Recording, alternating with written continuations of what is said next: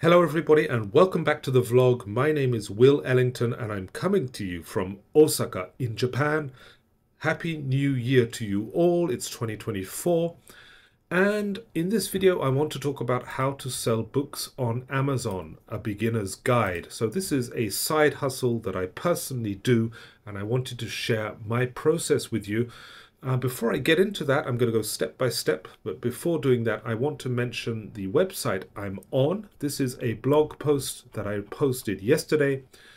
It is on writerpad.net. This is my new website for 2024. It's all about helping writers improve their craft and boost their earnings, how to monetize your writing. Why sell books on Amazon? All right, let's get back to how to sell books on Amazon.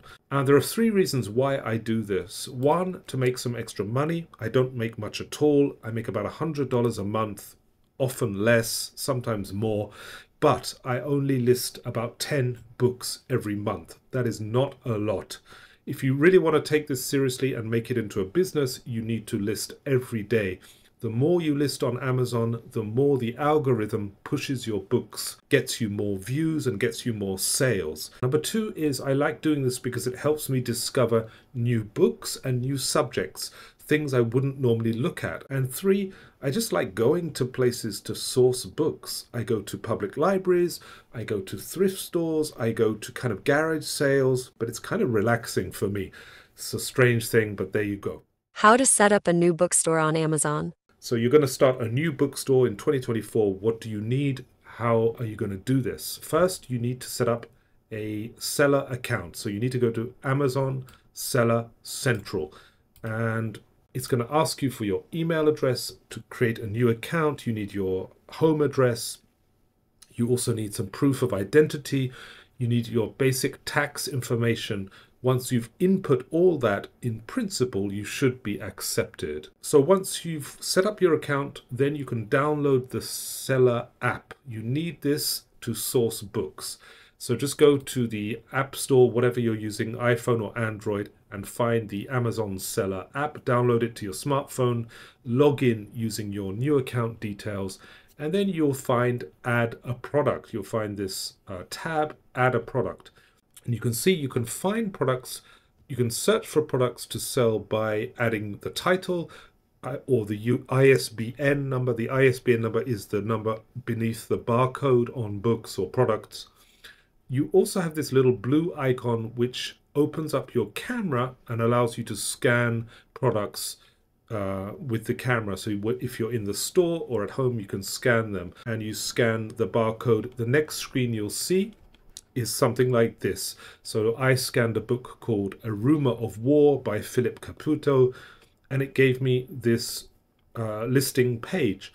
It tells me that there are 13 books currently being sold. The cheapest one is 789 yen. That is about $5. So from that information, I can already judge whether or not it's worth my time listing this book. I can see that there are a lot of books available, and the cheapest one is $5. And to be honest, after Amazon seller fees and shipping costs, $5 is not going to give me very much at all. Maybe a few cents of income. So it's not worth my time. The margin is too low, too slim. I tend to list books that are $20 or more. That way I can get some return on the time it takes to list. Okay, so that's my threshold. You have to set your threshold according to where you are and what your needs are. So you can dive deeper into this listing if you want. You can click on view offers and then you'll see a more detailed outline of the existing offers. You can see that the cheapest one here is in good condition and it's being sold by Discover Books Outlet, who have a 70% positive review score. That's very important. This is your feedback score. Customers will leave feedback for you. The lower the score, the less likely you are to sell books. So it's very important to have a high rating and to do everything you can to keep that feedback rating up. And I'll talk about that a bit more later on. What about other Amazon product scanning apps? There are a whole range of paid apps that allow you to do the same thing but give you much more detailed data on each item. There are also some free apps like that. For example, Keeper.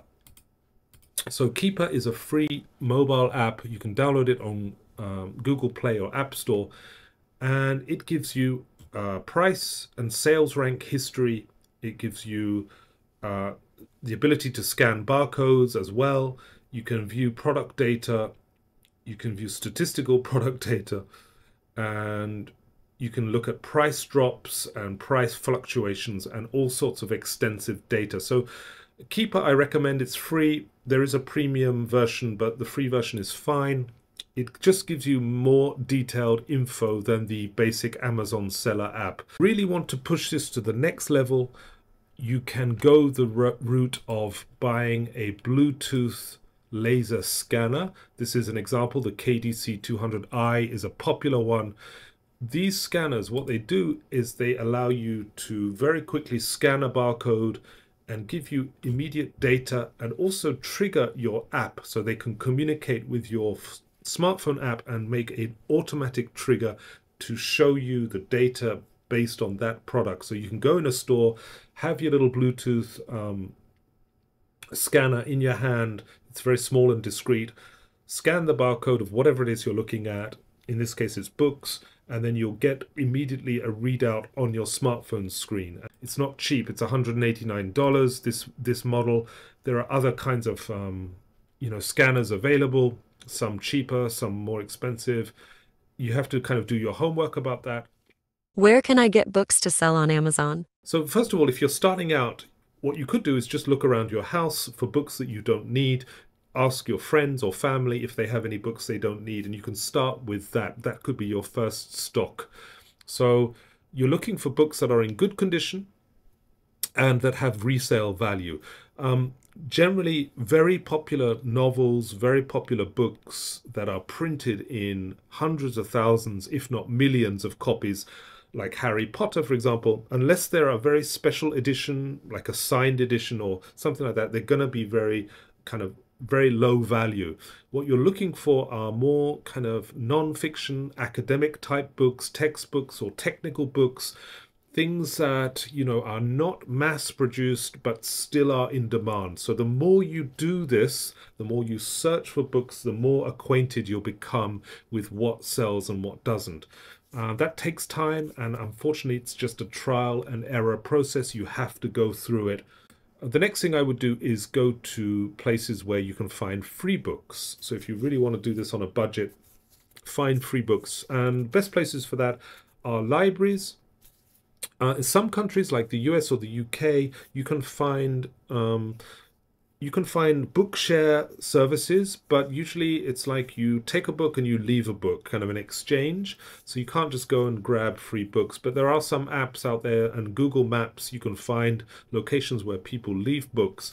But libraries are a good option. In my case, in Osaka, I have several public libraries around me. They all have free bookshelves, and the books tend to be all, it tends to be hit and miss. They're all, of course, library books, so that you have to take that into account. They have stamps from the library on them. So when you list those types of books from libraries, you have to say in the listing that this is an ex-library book. Just make that clear. I'll talk about that in a bit more detail. Yeah, libraries also often do book sales, and you can also check out like community churches and places like that where they have community sales. That's another option. The third thing I would do is thrift stores or charity shops. In the US, it's going to be thrift stores like Goodwill, those kinds of places. If you're from the UK, charity shops are the best place to source books as well. Here in Japan, there are no Goodwill or charity shops, unfortunately. It's a real shame, but it's just like that. So instead, I tend to look at recycle shops or secondhand shops, used goods shops. And so I end up having to pay for the books, of course, but usually at a lower price. So that's another place I go. Another option, just jumping down, is garage sales or car boot sales. In the US, it's garage sales. In the UK, car boot sales. People opening up their homes or selling stuff that they don't need anymore. Again, you can look at online listings for those. Craigslist, for example, or there are just garage sale and car boot sale websites that list those events in your area. Another thing from time to time, another thing I do is look at online auctions. In Japan, the main online auction site is called Yahoo Auction. In other countries, eBay dominates in that area. But you can buy bulk lots of books. The risk is you don't often know what you're getting. So it's a high risk in terms of whether any of the content is sellable. You can look at places online like Facebook Marketplace, Craigslist, FreeCycle, all of those kinds of sites have free books and so on. How to list books on Amazon. When you list a book, you need some basic information. You can use the app that I showed you above. So when you found your book, you can click on Sell, and then you're going to list the item. So you're going to need the ISBN number, maybe. You're going to need a condition. You're going to need to rate the condition of your book. As I said before, it's from new, like new, very good, good to acceptable. I often downgrade my ratings just because in the past I've had some disputes with customers who said, no, the book I received is not this grade, the rating grade is wrong. So I tend to downgrade. So if I find a book that's in very good condition, I will set it to good condition. So that way I kind of feel more confident that my sales are going to go ahead without any friction. The price, you can try to set the lowest price, so undercut the competition if you want, or you can try and set it around about the general selling price. And again, you use the app to judge what the sales prices are. And then based on this, you decide your own price. But yeah, definitely you need to write a description of the book. If there's any fading or coloring or scratches or tears, anything like that, writing in the margins, anything like that, you need to make that explicit in the details when you list your item. Please do that, otherwise you will get in trouble with the buyer. The customers will complain and you'll have to deal with the complaints. Any advice on shipping books? Make sure it's packaged neatly, clean. Make sure you've dusted the books down. You can, if you want to go the extra mile, add a little name card, maybe say thank you on one side and give your social media accounts on the other side and your store name. That's a good way for people to come back to you. Thank you for listening. Stay tuned for more videos in the future about writing and about how to monetize writing. And maybe I'll talk more about side hustles like selling books and other things I do as well. All right, thanks for listening, and take care and catch you next time. Bye-bye.